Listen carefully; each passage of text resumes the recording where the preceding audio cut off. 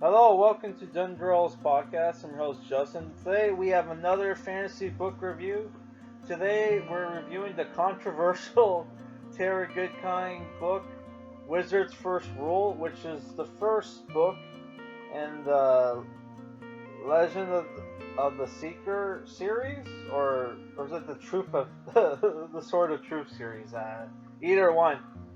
Which there was a TV show based off this series called Legend of the Seeker, which you can watch for free on YouTube. Which I've heard about this series for a long time, never got around to reading it, right? And the book came out in 1994, right? Published by Tor, which you gotta love old Tor fantasy books, man. Especially their Wheel of Time books. So this book, man, was was a very fun read in more ways than one.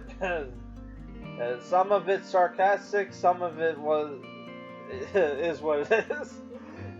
Was not expecting.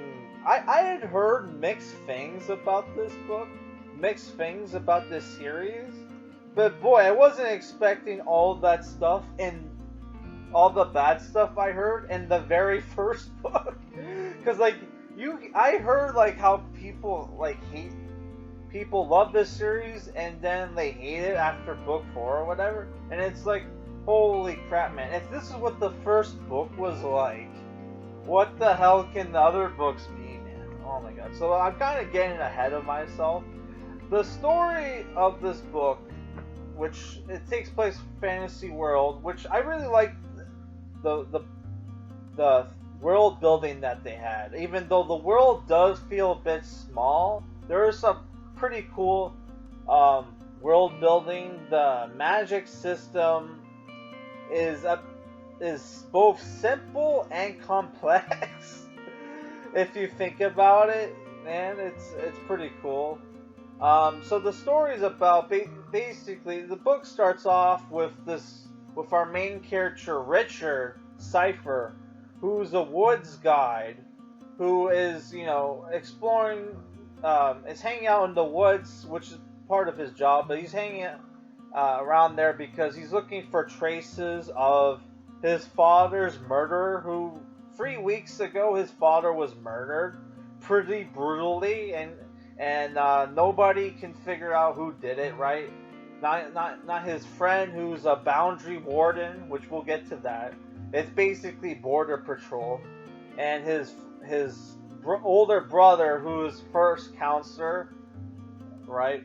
And while he's exploring the woods, he spots this girl in a white dress being chased by 4 men.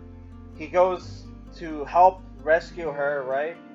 And after he helps rescues her, he finds out that she's actually from a different land, which the world is 3 lands that are separated by boundaries, meant to keep the lands from fighting each other, right? And the main characters from the Westland, where there's no magic, right? There's the Midland, where there's magical creatures, and you have the Hara, which is the Eastland, where evil tyrant lives, where the evil creatures from the underworld roam about, and that's where the big bad of the series lives, right? So he talks to the girl. The girl's name is Kaylin Adnell, who's a very mysterious character, who tells Richard that she's there to look for a wizard, and the wizard's her only hope to stop the evil tyrant, right? So already you kind of get like Star Wars vibes, even though you kind of only get it really after you read the book, which I don't want to spoil anything, right? So I really enjoyed the book. It's 820 pages, It only took me eight days to read, which for people who don't know me, usually for me to read a long book, it takes me like 2 weeks. I was able to finish it in like 8 days, or yeah, 8 days, because like I finished my last book like last Wednesday, like yeah, so that should tell you that the book is well written and has good pacing, right?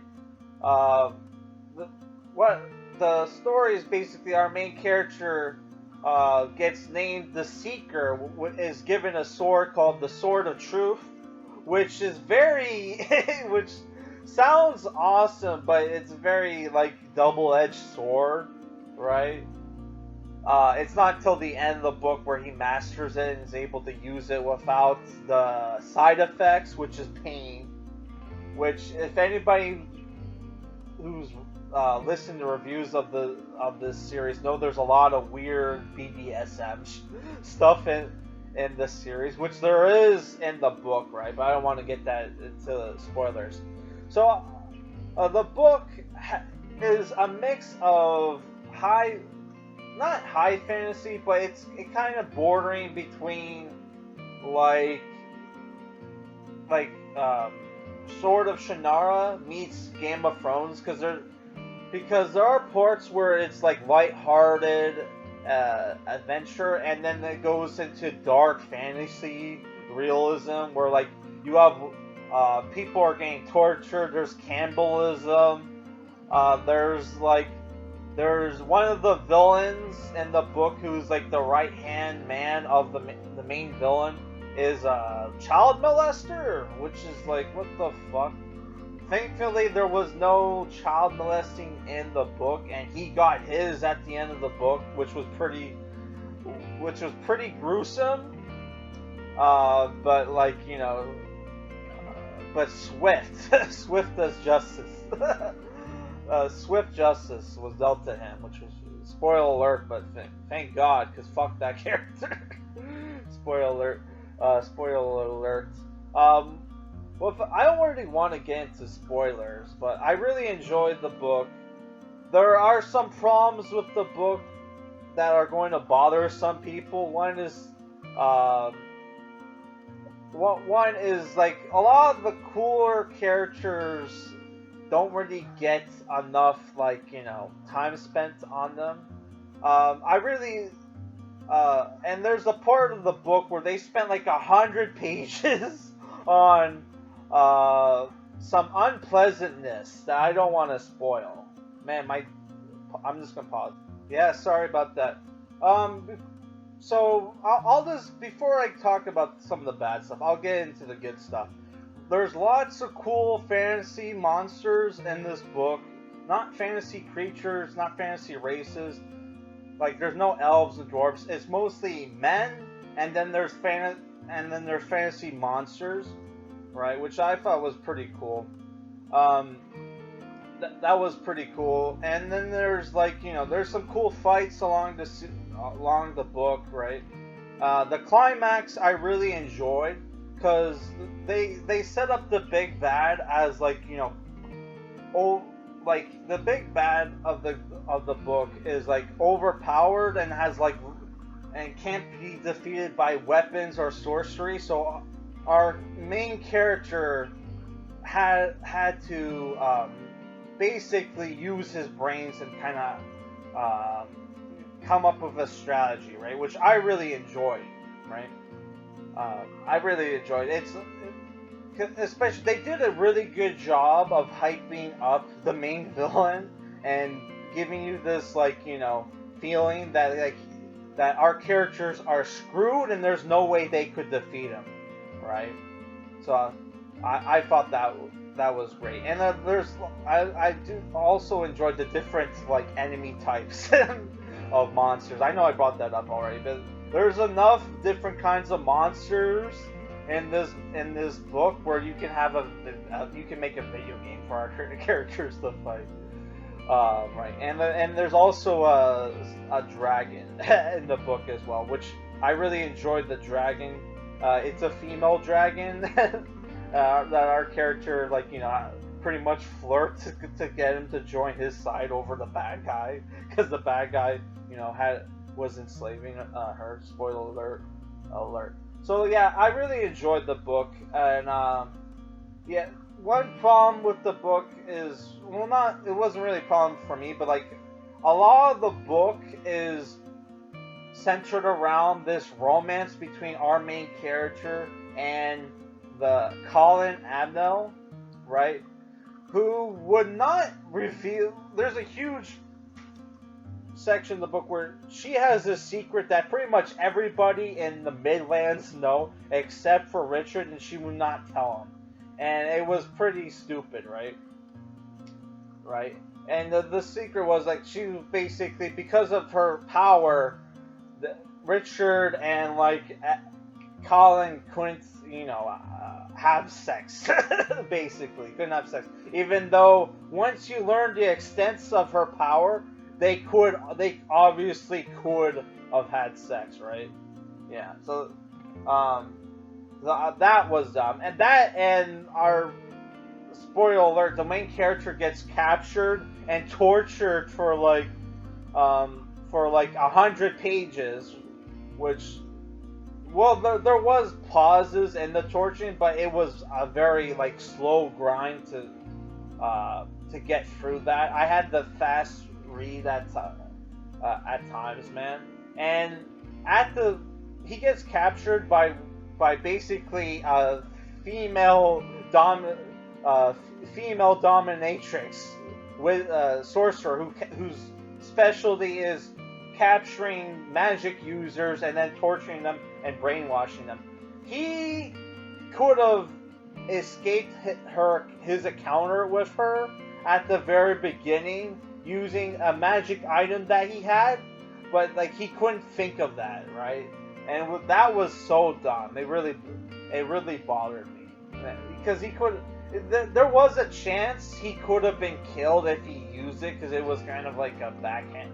It was kind of a double-edged sword, but he would have fared better than her if he used the magic item to escape, right?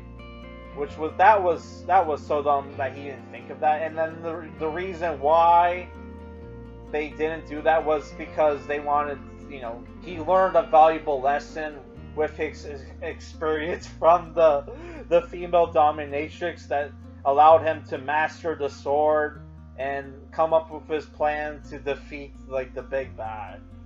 Which, that was somewhat good writing, that they made you hate that female dominatrix bitch, right? And then at the end, you kind of felt sorry for her. So that is kind of masterful emotional manipulating, but that whole thing made me, at the beginning of that section of the book, which is around 600, which, like, it lasts is like 100, almost 100 pages, man. And then after that, there's like a breakneck, run for the climax of the book, right? It almost made me, like, quit the book at that point, right? Because I rage quitted books for less than that, but, like, the way that the author turned it around was actually like pretty impressive, man. Yeah. So I was at the low points of this book, I was leaning to 6.5. At the high points, 8 out of 10. So I'm probably going to give this book, at least a 7, because I really enjoyed the climax of the book. He turned it around, man. And they even sequel baited at the end, and there's a preview for the next book, which I'm probably going to get. Right? Yeah, so that's the end of my review. I did want to mention that Colin kind of annoyed me, right?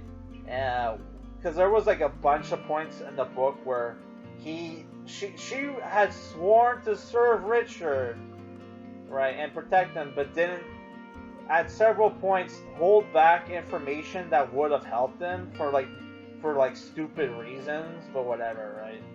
Yeah. Yeah, so that's it for this review, guys. I hope you enjoyed it.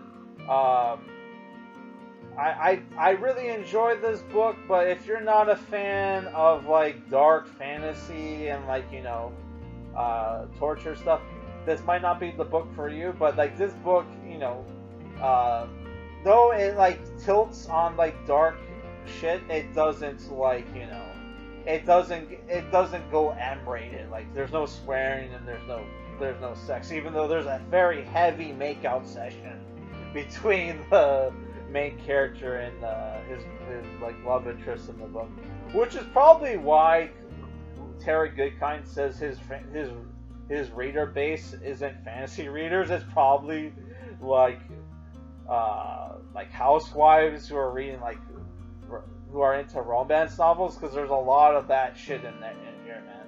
But aside from that, this is a good book, and I would recommend it. Yeah, so that's it for this review, guys. Our next review is we're going to take a break from fantasy book reviews, and we're going to review Alan Moore's Swamp Thing, Volume 1, which I bought a long time ago, but I didn't get to it because I only had it digitally, and with that setup that I had, I couldn't review it. Now that we're going back to the old setup, I can review that book, right? And then after that, we'll do another fantasy book review, and that review will be The Eye of the World, Book 1 of The Wheel Time by Robert Jordan, which is also a Tor fantasy book. All right, guys, peace.